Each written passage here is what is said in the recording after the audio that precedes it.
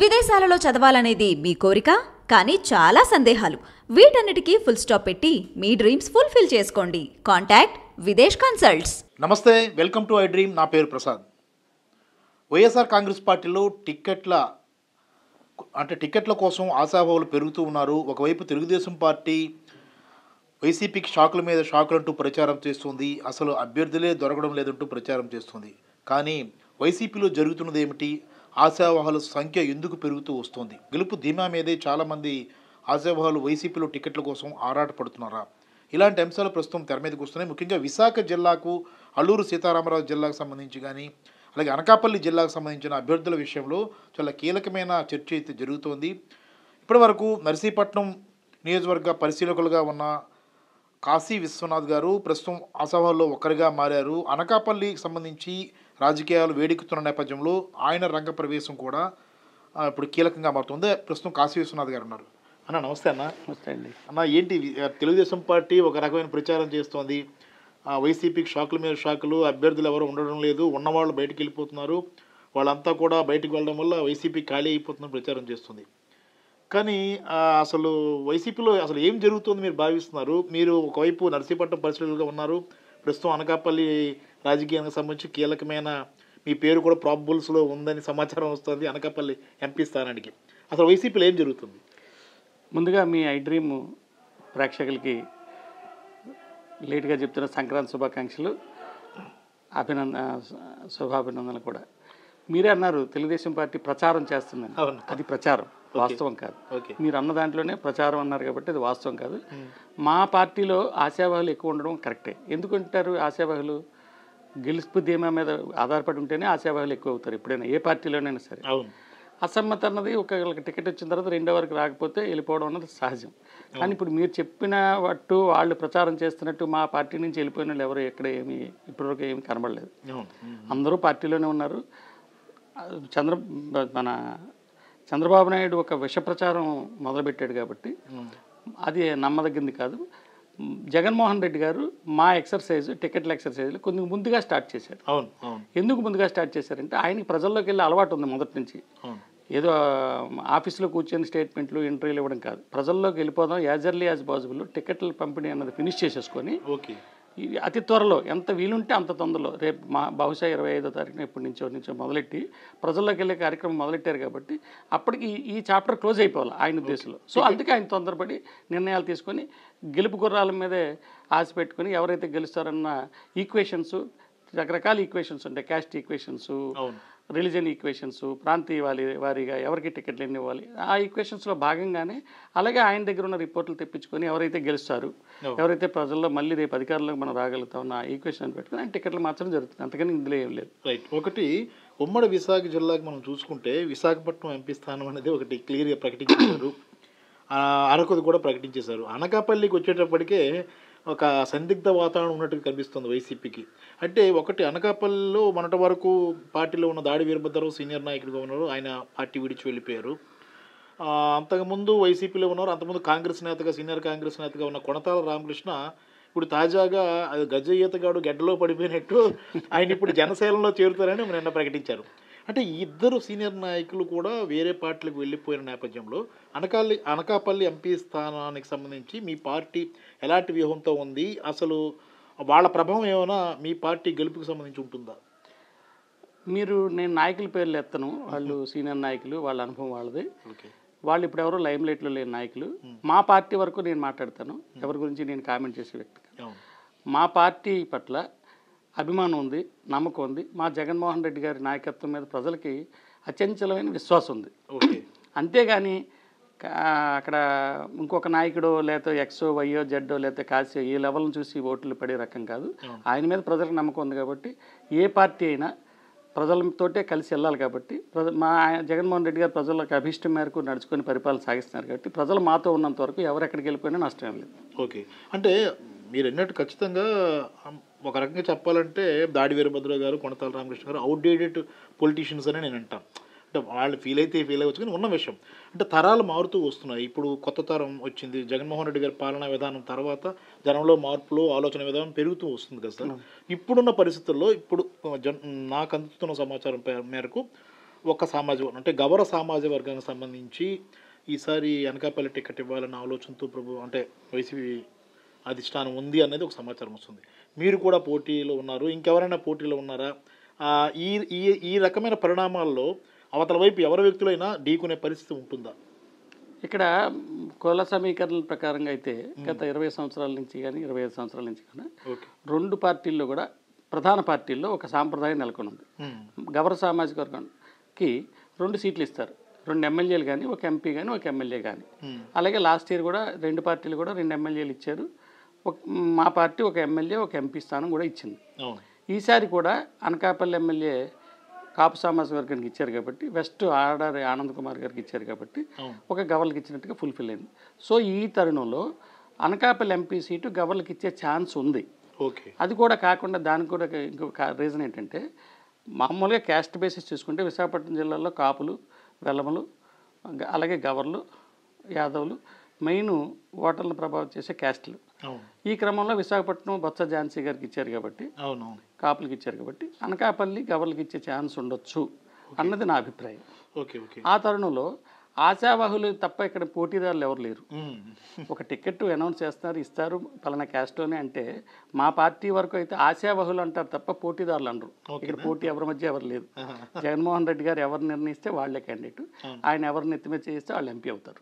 అంతే.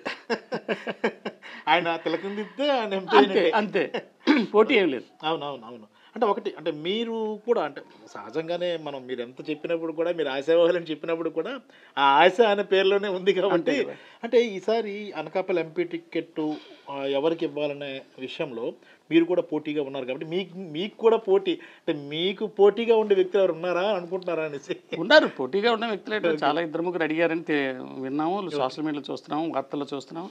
నేనైతే పోటీగా భావించడం అందరూ ఒకే కుటుంబం, వైఎస్ఆర్ ఫ్యామిలీ కుటుంబమే తప్ప మా పార్టీలో పోటీ అయితే నేను అనుకోను. కాకపోతే నా వరకు నేనేంటంటే నేను ఎందుకు ఆశపడతానంటే, నేను రూరల్ బెల్ట్కి సంబంధించిన వ్యక్తిని.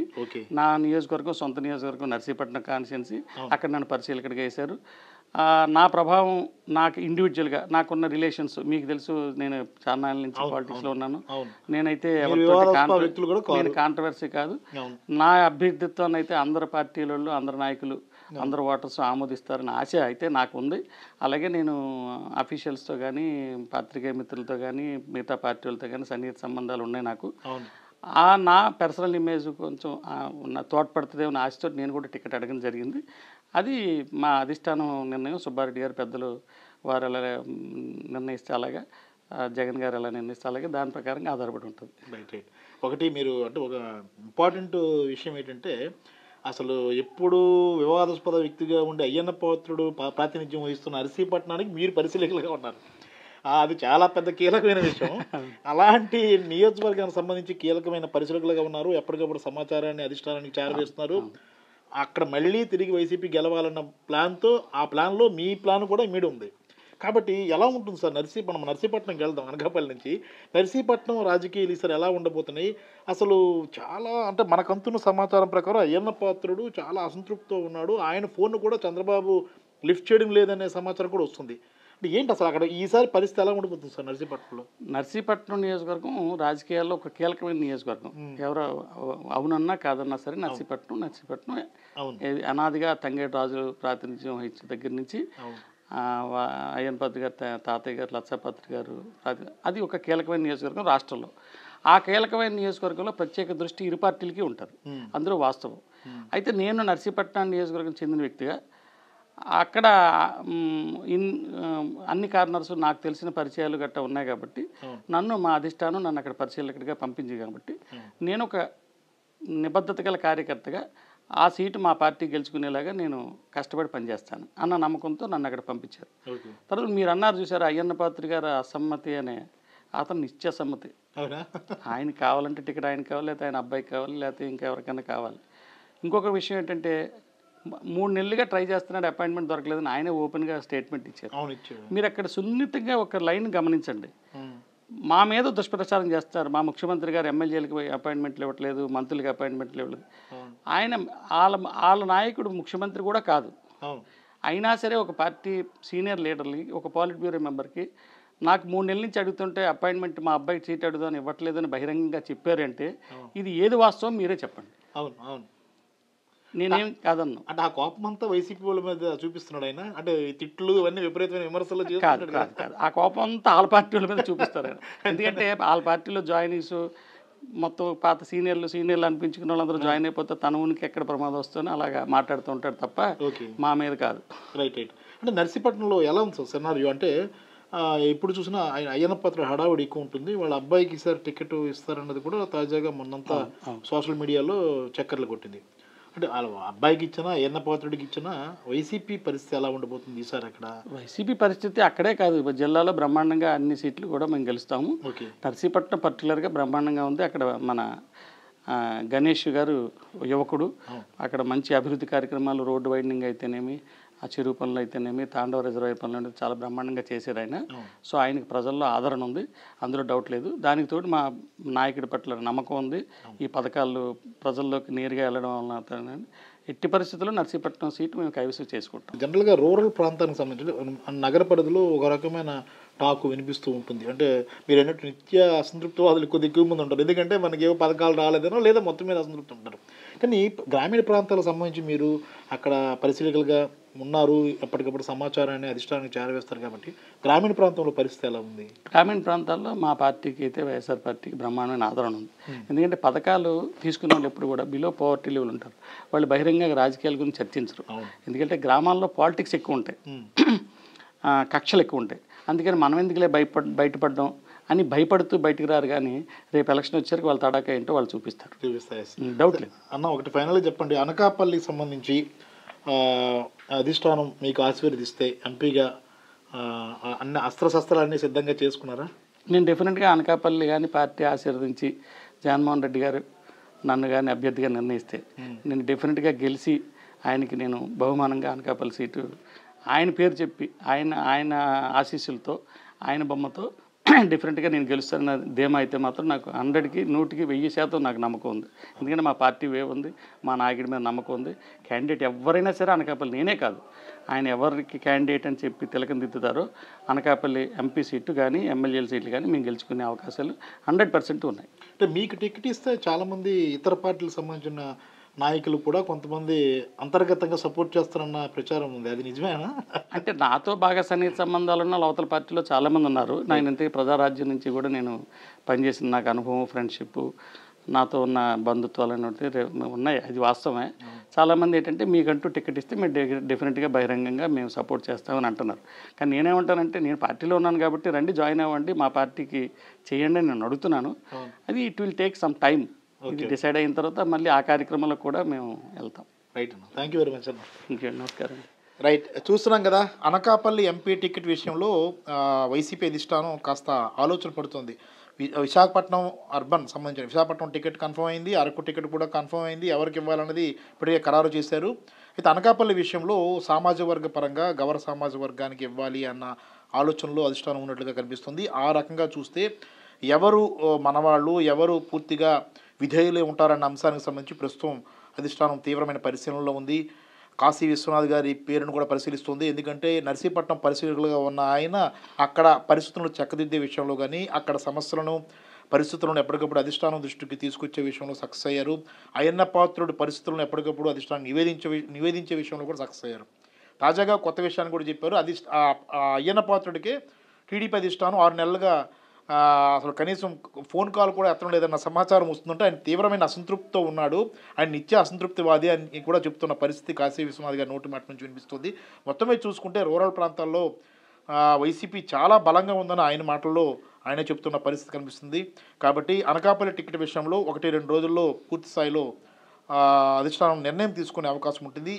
ఎలా సామాజిక వర్గ పరంగా ఎలా న్యాయం చేస్తుందన్నది కూడా చూడాల్సి ఉంది. కెమెరామెన్ మూర్తితో ప్రసాద్, ఐడ్రీ మీడియా, విశాఖపట్నం.